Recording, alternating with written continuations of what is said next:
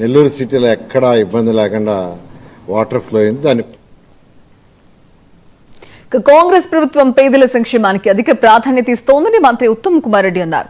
గత 10 ఏళ్ల పీఆర్ఎస్ పాలనలో దేవరకొండ నియోజకవర్గంలో ఒక్క రేషన్ కార్డు కూడా మంజూరు చేయలేదని మంత్రి గుర్తు చేశారు.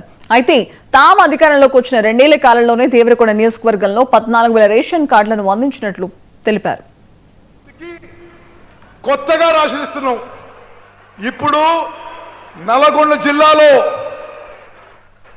15,63,000 మందికి 15,63,000 మందికి ప్రతి నెల ఉచితంగా 6 కిలోల సన్నబియ్యం, మంచి క్వాలిటీ సన్నబియ్యం ఇస్తున్న విషయం కూడా నేను మనం చేస్తున్నా.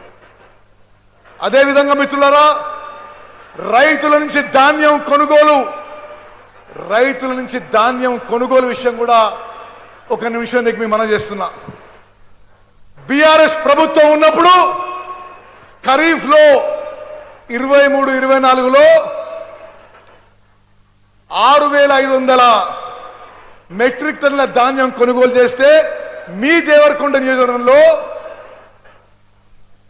12 డిసెంబర్ 23కి 6,500 మెట్రిక్ టన్నులు ధాన్యం కొనుగోలు చేస్తే బాలునాయక్ గారు గమనించాలి.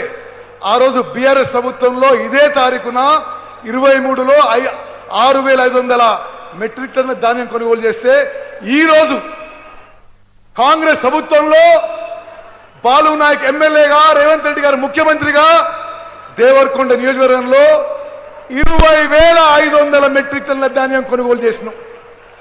ఆనాడు 14 కోట్లు ఇస్తే రైతులకి ఈరోజు ఈ ఖరీఫ్ కింద 45 కోట్లు ఇచ్చినాం. 2.5 లక్షల మందికి కొత్తగా రాసిస్తున్నాం.